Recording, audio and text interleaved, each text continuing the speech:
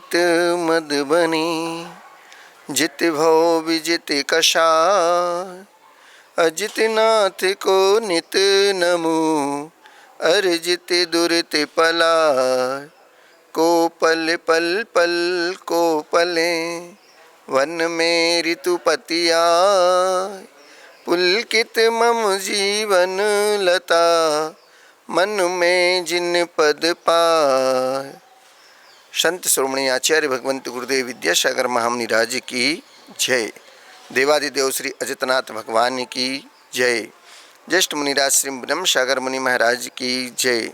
पूज्य मुनिवर श्री नर्मद सागर जी, निसर्ग सागर जी, श्रवण सागर मुनि महाराज की जय। श्री बंधाजी अतिशय क्षेत्र जी की जय। बंधुओं, कल आपसे कुछ चर्चा की थी।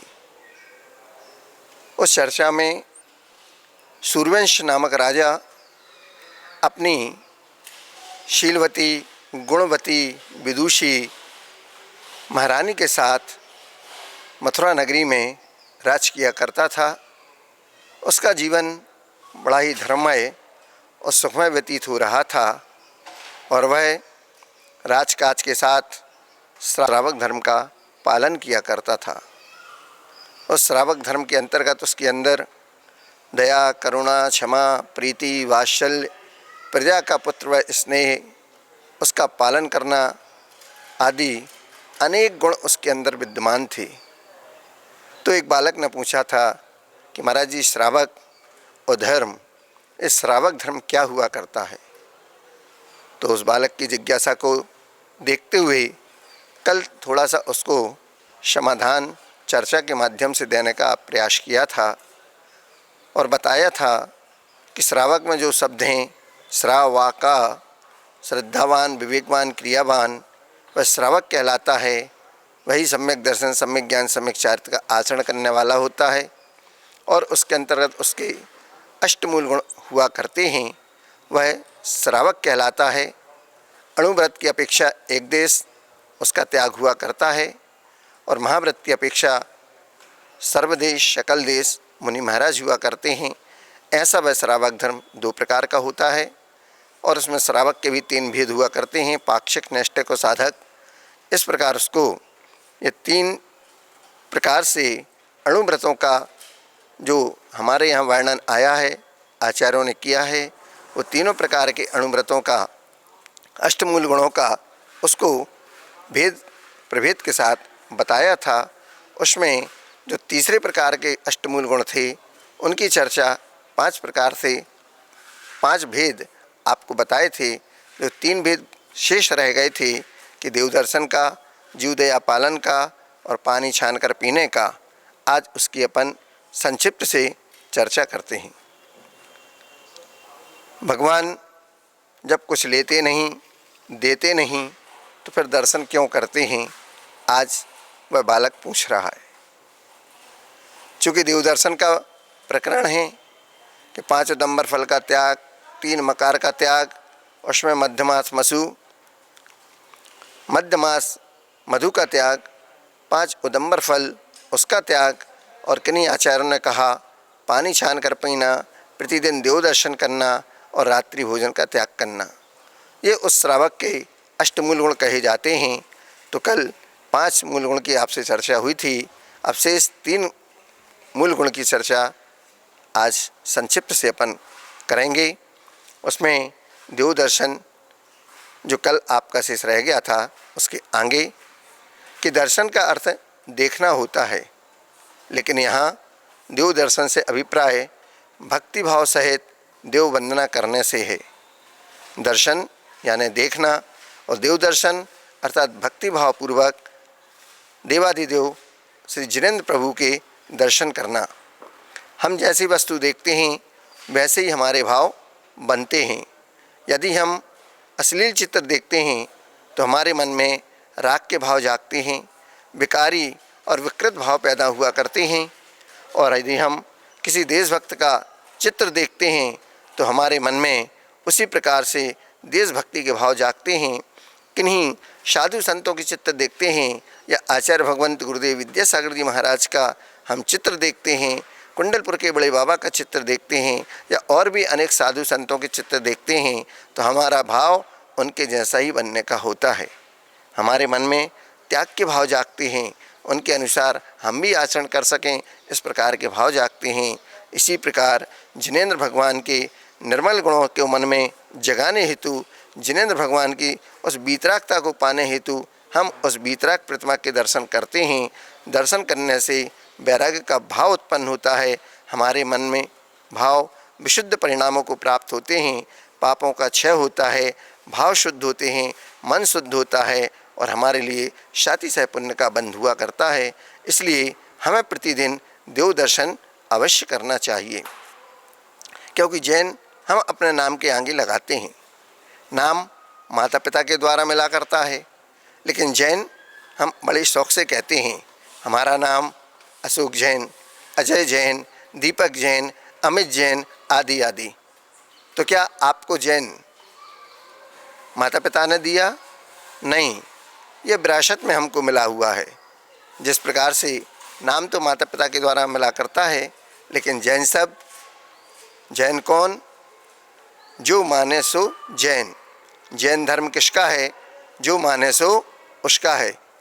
ये जैन धर्म के लिए संक्षिप्त से कहते हैं जितेंद्रिय जो हो गए, जिन्होंने अपनी इंद्रियों को जीत लिया, जो जितेंद्रिय हो गए वो जिन बन गए और जिनको मानने वाले जैन कहलाते हैं। इस प्रकार से हम जिनेंद्र प्रभु के प्रतिदिन दर्शन किया करें तो ही हमारा जैनपना होना सार्थक कहलाता है। वह देव दर्शन कैसे होता है? तो सुबह जब श्रावक सोकर उठता है और सोकर उठने के पश्चात वह अपनी दैनिक नित्य क्रियाओं से निवृत्त होता है, शुद्ध पानी को छानकर उसके बाद उस जल से स्नान करता है और प्रभु के दर्शन के लिए मन में भाव जगाते हुए अपने शरीर को स्नान के द्वारा शुद्ध करता है। अल्प कम से कम पानी का प्रयोग करता है, ज़्यादा साबुन तेल आदि का प्रयोग नहीं करता है, क्योंकि मंदिर जाना है, शुद्ध वस्त्र पहनना है और प्रभु के दर्शन करना है। हाथों में वह पुंज लेता है, द्रव्य की अपनी डिब्बी को लेता है और द्रव्य के साथ अपना थाल भी सजा लेता है और प्रभु के दर्शन हेतु घर से मंदिर की ओर प्रस्थान करता है। वह मंदिर जी में प्रवेश करता है तो उसकी विधि क्या हुआ करती है?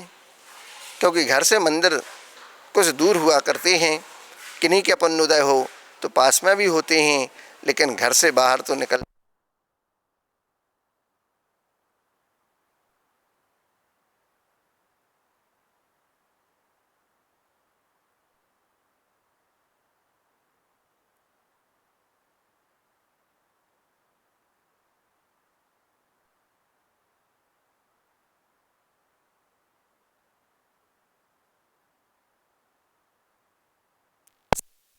मंदिर जी में पहुंचने के करीब होता है।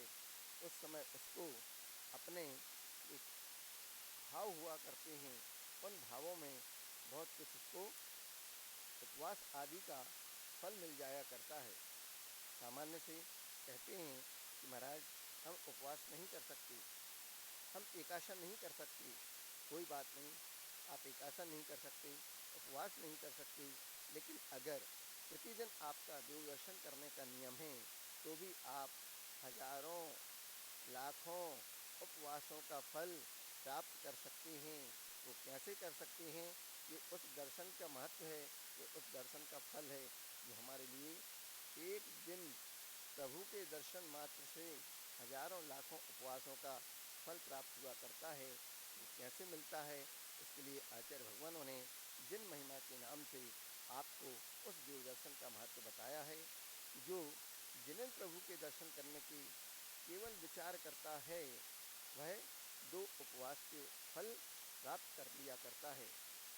जैसे ही मंदिर जाने की अभिलाषा मात्र रखता है वह 3 उपवास का फल प्राप्त कर लेता है। उसके मंदिर जी जाने का आरंभ अर्थात स्नान आदि करने को उद्यत हो जाता है, तब वह 4 उपवास का फल प्राप्त करता है। और जब वह स्नान आदि करके घर से मंदिर की ओर प्रस्थान कर लेता है बाहर निकलता है घर से तब वह 5 उपवास के फल को प्राप्त होता है, और जब मंदिर जी से कुछ आधे रास्ते तक पहुंच जाता है तब वह 12 उपवास के फल को प्राप्त करता है, और जब मंदिर जी से 1/3 दूरी तक पहुंचता है तब वहां पर 15 उपवास का फल प्राप्त कर लिया करता है, और जब वह साक्षात मंदिर जी की सीढ़ी पर पहुंचकर प्रवेश करता है तब वह 6 माह के उपवास के फल को प्राप्त करता है, और मंदिर जी के शिखर का जब दर्शन कर लेता है तब वह 1 माह के उपवास का फल प्राप्त कर लेता है, और जब मंदिर जी के आंगन में प्रवेश कर लेता है और आंगन में प्रवेश करते ही उसको 6 माह के उपवास के फल की प्राप्ति हुआ करती है, और मंदिर जी के द्वार में प्रवेश कर लेता है तब वह 1 वर्ष के उपवास के फल को प्राप्त करता है, और मंदिर जी के अंदर जब साक्षात भगवान के समूषण में पहुंच जाता है तो 100 वर्षों के उपवास का फल प्राप्त कर लिया करता है, और जब भगवान की एकटक मुद्रा को निहारता है वीतराग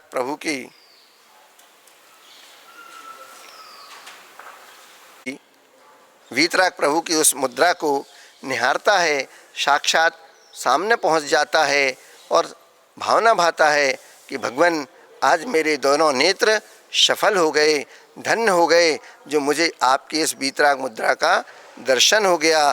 तब वह उसके लिए 100 वर्षों के उपवास के फल की प्राप्ति हो जाया करती है, और जिनेंद्र भगवान के एकटक दर्शन करता है, प्रभु की मुद्रा को निहारता है तो 1000 वर्ष के उपवास के फल को वह प्राप्त कर लिया करता है, और जब साक्षात प्रभु की स्तुति वंदना पूजन आदि करता है तो अनंत वर्षों के उपवास के फल को वह प्राप्त कर लिया करता है।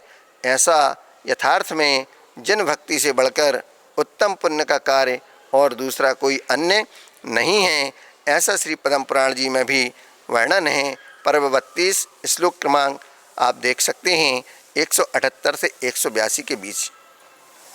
आचार्य भगवान कहते हैं, एकापि समर्थेयम जिन भक्तिर दुर्गति निवारितुम पुण्यानि च पूर्यतुम दातु मुक्तिश्रयं कृतना। जिनेंद्र भक्ति संसार में एक अमोघ शक्ति है जो दुर्गति को निवारण करने में समर्थ हुआ करती है, साक्षात सातिशय पुण्य का बंध कराने वाली होती है एवं मुक्ति लक्ष्मी को भी प्राप्त कराने वाली होती है। दुनिया में अगर कोई एक अमोघ शक्ति है, कोई ऐसी शक्ति मानी गई है तो वह केवल एक जिनेंद्र प्रभु की भक्ति ही है, जो हमारे निधत्ति निकाचित कर्मों को भी दूर कर देती है, ऐसा आचार्य भगवंत कहते हैं। इसलिए हमें प्रतिदिन भगवान का देव दर्शन और पूजन भक्ति अवश्य करनी चाहिए, ताकि हम अपने उन पापों से छूट सकें जो हजारों वर्षों से अनादिकाल से हमारे कर्म लगे हुए हैं। हम प्रभु के समूषण में भी पहुंच गए हैं, लेकिन फिर भी हम वहां से वापस हो चुके हैं। एक बार ऐसा हमारे जीवन में सौभाग्य प्राप्त हो जाए कि भगवान आपके चरणों की रज हमें प्राप्त हो, आपके समूषण की हमारे लिए प्राप्ति हो जाए, और उस समूषण में बैठकर आपको निहारते हुए हम अपने जीवन को कल्याण कर सकें।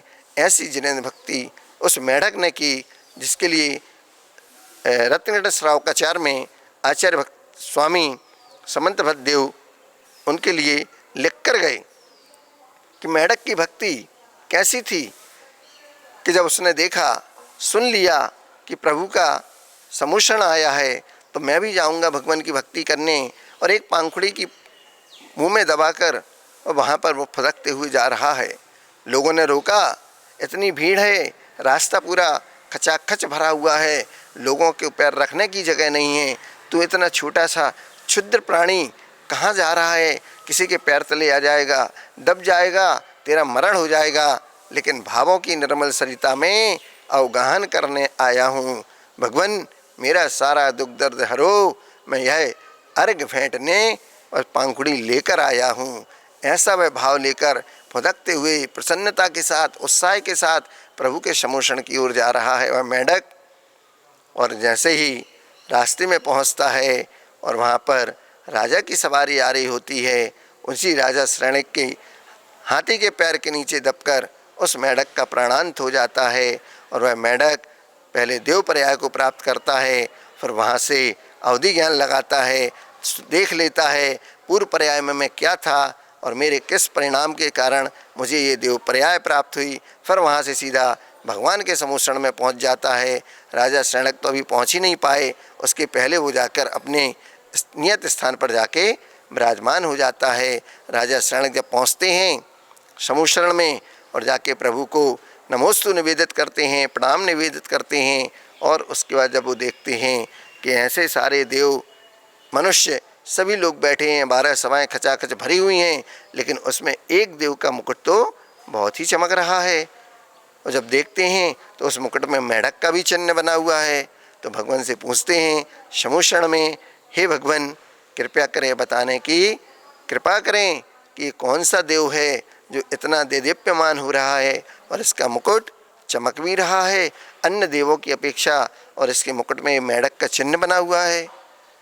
तब भगवान दिव्य ध्वनि से राजा शरणक को प्रश्न का उत्तर देते हुए कहते हैं, हे राजन, ये वो मेढक है का जीव है जिसने अभी अभी आपके हाथी के पैर के नीचे दबकर अपने जीवन लीला समाप्त की है। लेकिन भाव थे कि मुझे समूषण में जाना है, भगवान के दर्शन करना है, उनकी दिव्य ध्वनि सुनना है। उस भावों के कारण, उन निर्मल परिणामों के कारण, उन विशुद्ध परिणामों के कारण उसको देवगति प्राप्त हुई और देवगति से सीधा वह समूषण में आके विराजमान हो गया।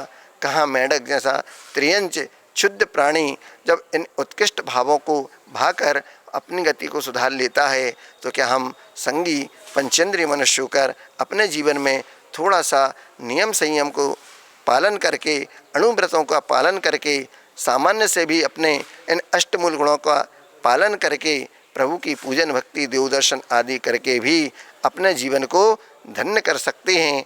ऐसा हमारा प्रतिदिन का नियम होना चाहिए। ये हमेशा प्रत्येक जैनी का कर्तव्य हुआ करता है और होना भी चाहिए।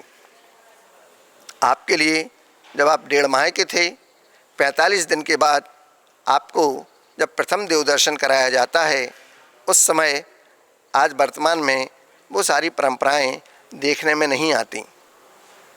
मुझे पूर्व अवस्था में माँ ने बताया था कि पहले 1.5 महीने बाद जब माँ की शुद्धि हुआ करती है प्रसूति के बाद, तब उस बालक को या बालिका जिसका भी वो जन्म होता है, उस बच्चे को जिस प्रकार घर में मांगलिक कार्य हुआ करते हैं शादी विवाह के, उसी प्रकार से उस बच्चे को भी प्रथम देवदर्शन बड़े ही खुशी उत्साह और मांगलिक कार्य को मनाते हुए उस बच्चे को मंदिर ले जाया जाता है।